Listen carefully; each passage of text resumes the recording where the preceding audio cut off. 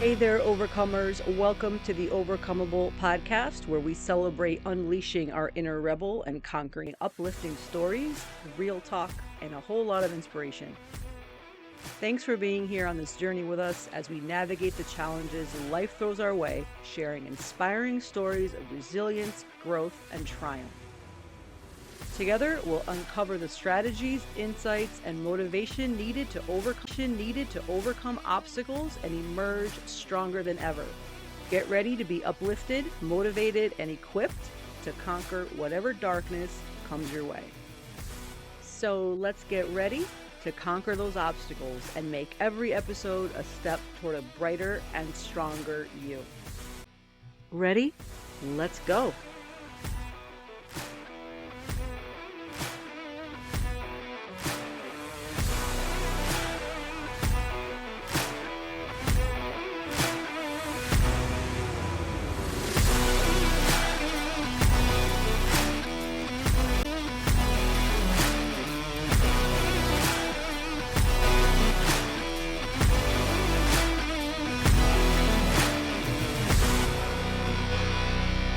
Hello, everyone, and welcome to another episode of the Overcomable podcast. I'm Trish, your host, and our guest today is G.L.O.W. Robertson.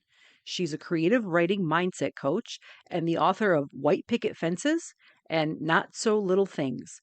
G.L.O.W. writes temporary women's fiction that sinks its teeth into families' miscommunications, misperceptions, and the chaos that they cause, even in the name of love. She has received her certificate of creative writing from Emory University and is the founder of Embrace Your Muse creative writing workshops. Today's conversation is about how creative writing can help us with our mindset and through whatever challenges that we might be facing in life. Kyle, I am going to give the mic over to you. Thank you so much for being here. Hi, I'm G.L.O.W. Robertson. I am the author of White Picket Fences and Not So Little Things, both women's fiction books that deal with families and miscommunications, even in the name of love, and what kind of chaos they can cause. I also am the founder of a creative writing mindset course called Embrace Your Muse. And through that course and through my writing, I like to impart the purpose of writing for everyone. I feel that writing words down on paper helps you recognize if there's a problem. If you can recognize it, and if you can you can take care of it, you can fix it, or at least find the people to help you fix it. So that's the importance of writing. A lot of us learn different ways, either by visual or speaking or listening. But when you write things down, you're using so many different parts of your senses, so many senses that your brain gets super impacted by it. And by writing and seeing the words in front of you, hopefully you can see them for reality. It's very hard to lie when you're writing, all right, especially in journaling. But you do know. So putting it in words, even if you're making a commitment to yourself, put it in words. Even if you want to forgive somebody, put it into words, then burn the paper and throw it, whatever they say. Writing is vital. I used to teach a journaling course, and a lot of people said that they want to journal, but they live the same day every life, and there's nothing to journal. And then they go find these prompts, and then the prompts don't apply to their given day or whatever. You don't use the prompts; they don't have to be that day that they gave you. Find your day, but more importantly, if you think about what have you accomplished, or what are you grateful for, or something along that line, you will come up with something different every day. And it's very important to write the negatives as well as the positive. It's important to write the to-do as well as the to-done, your accomplishments. I find it fascinating to me Okay, I love this topic because I myself am a get through a lot of difficulties. And like you said, it doesn't always have to be bad. If you don't know what to write about, um, just be grateful. Like, what are you grateful for? That's how I believe that's how I started because I didn't know what to write. So I went out, I got a notebook, and every day I was grateful, for, whatever it was. It doesn't have to be anything big. It can be like these little things that we don't realize on a day-to-day basis. Um, Exactly. Because you then when it's written, you're aware and you're like, oh my gosh, I really did feel that. Or exactly. I really do love Yes. that. Do love Yes. that. Yeah. And then it raises your emotions, it raises your Oh, vibration, if you will. your If you can frequency. see Exactly. your frequency, you got it. Yeah. And what made you get into this kind of work? Is there anything that you went through that that writing helped, or that you noticed? Yes, I have journaled my whole life. And of course, I wrote poetry and songs back in the 70s, Wow. I've always been an avid writer. I've Hmm. loved it. And journaling, was a great way for me to put things down so that I could say the things I didn't even want to think. Um, Yeah. and and as that moved on, I started to write. I started taking classes in writing, so that changed my mindset to writing fiction stories. If I can write fodder for my family saga novels because of all my journals, um, but but teaching journaling is fascinating to me because there's people that say they're left-brained or right-brained, and Hmm. I, that's a myth I poo in my course because technically you need both sides of your brain. And if you get People magazine, there's a little girl who's 16 now who I think in the womb had a stroke and or seizures, and then she kept having seizures. She's Oh now my living with goodness. half her brain, and she's working. So even though I'm a retired physical therapy assistant, so that Hmm. also has fascinated me because I've always used visualization as part of my exercise protocol. So this child is using the right side of her body, although it be it limited, but that's of that. And she's still walking around, she's still being creative, she's still thinking of things. So this only gives me a little more fuel for my fire that don't the only thing that limits you in writing is yourself. It really is. And what do you think is behind that? Do you think people just think I'm not a writer? Oh, there's no way I can write. Why do Yes. people limit themselves this way? People limit themselves because I don't know if you want to say old school ways or whatever. But people in the industry, if writing is an art, then it's an art. You know what I mean? Um, you don't have to be starving to be an artist. You don't have to fake it till you make it. If you have imposter syndrome, which a lot of us have, and we live with it, Hmm. read the definition of imposter syndrome, because in imposter syndrome, it literally states a feeling of inadequacy in in the definition itself. You can't be, you can't have those feelings of being an imposter without the feelings of having success. Like you can't have good without having bad, because you have to see that difference. It's the same with the definition of imposter syndrome. So I call it imposter sham. It's a limit you put Hmm. on yourself. Same with writer's block. I call it writer's bullocks. All right, because the biggest thing with writer's block for me, and this we go into deeply in my course, is that ourselves. Um, if you're trying to think of somebody's name and it comes to you 2 hours later, that's because you gave your brain a trigger. And that trigger is still working, even though you've moved on past the conversation. But you have to give your brain a trigger. So when we're writing, even if you're journal and you're saying, I can't, well, then you won't. Your journal and you're saying, I can't, well, then you won't. If you say, if you're writing and you're writing a poem or I've worked with poets, short story people, long story people, songwriters, content creators. You know how you can get hooked on one idea as a writer and you can't see beyond that? That is an adult limiting themselves. A child wouldn't have that issue. They just move on and think of something else. So I've kind of do this method that keeps us going out to left field, I called it. I'll be your concierge to left field. But the idea is to have a good idea, you need a long idea. But sometimes what we do is we write that one idea and it's the best idea and we can't think beyond it.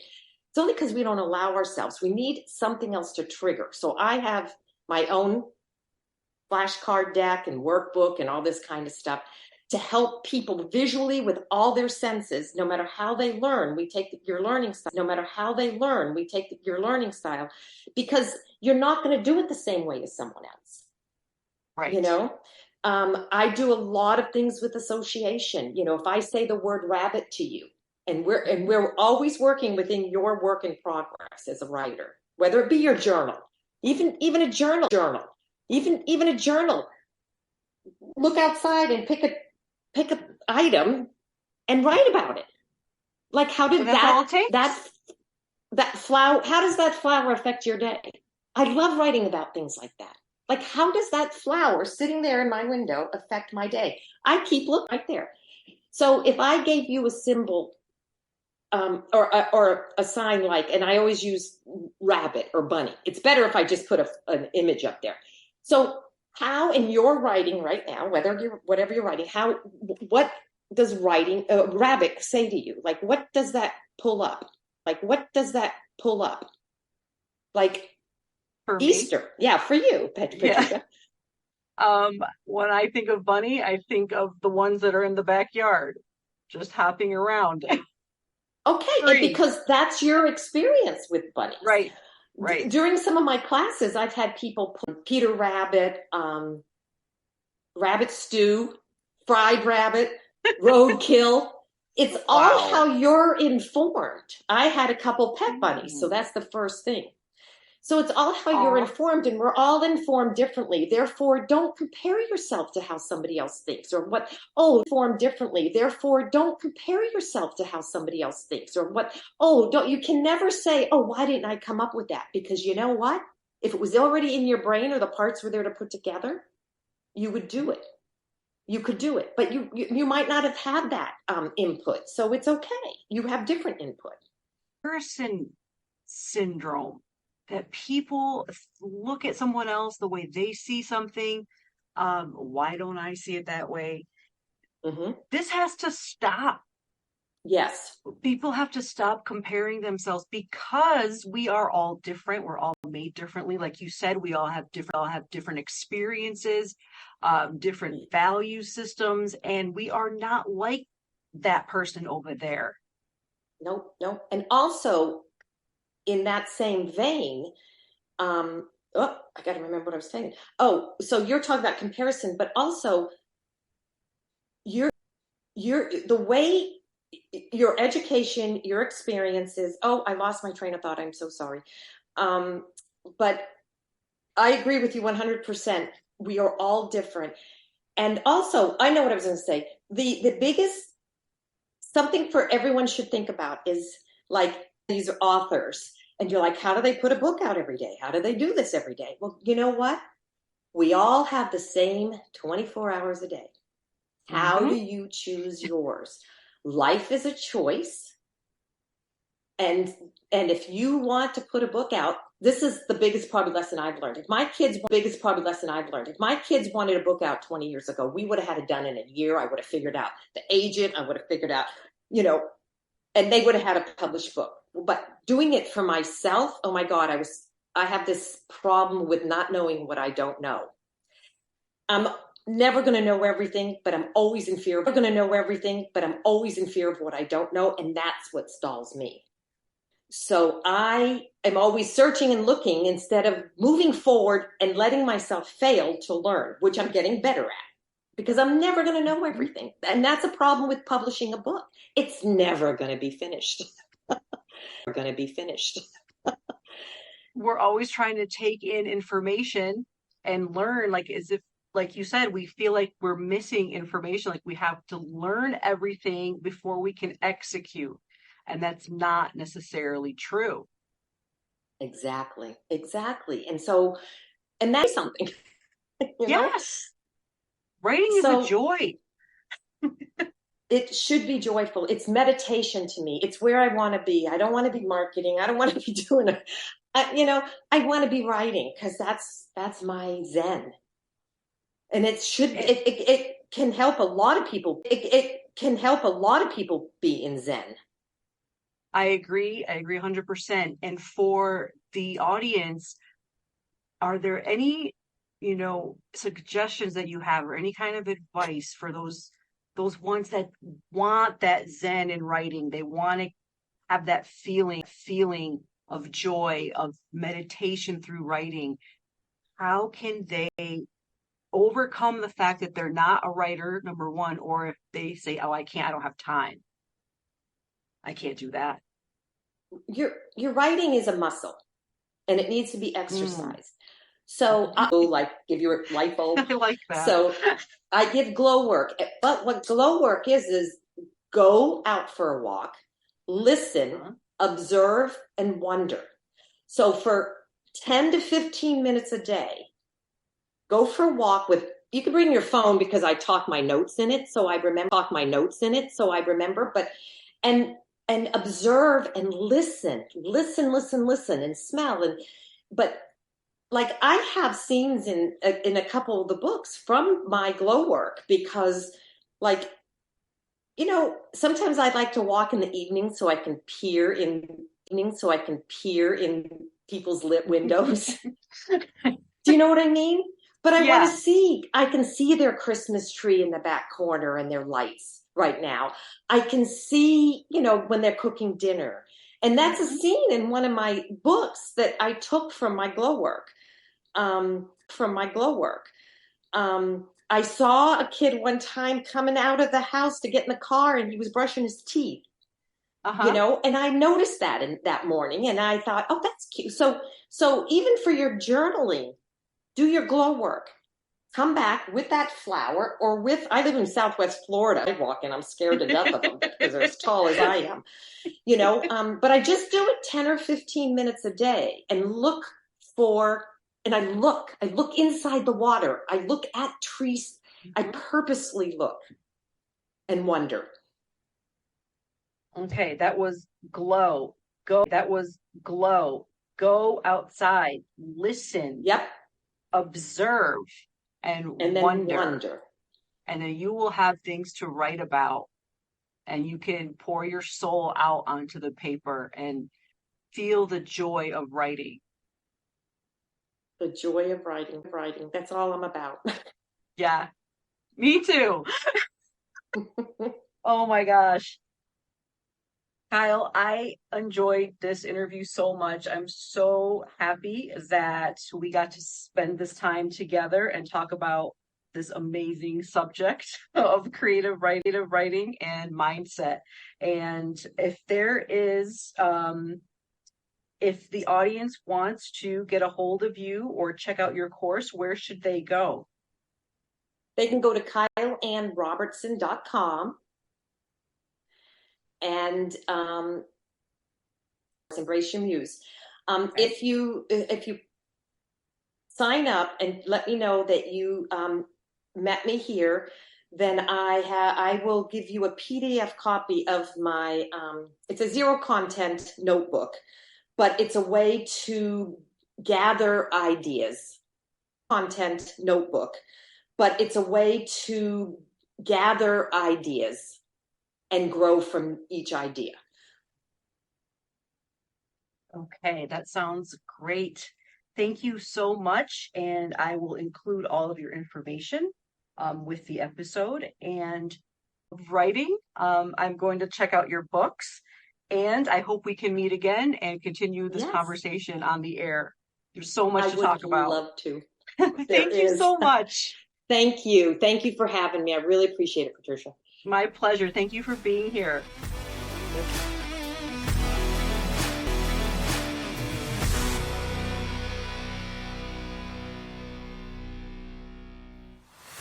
Thank you for tuning in to the Overcomable podcast today and for joining us on this empowering journey. Remember, we're all spiritual beings having a human experience. Obstacles are just opportunity skies.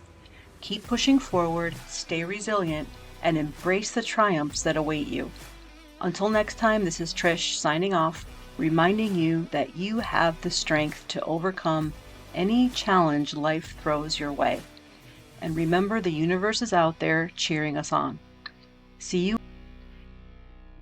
If you would like to learn more about our mission, please visit our website at www.overcomable.com, where you can also find some inspirational and helpful resources to help and empower you to live your best life.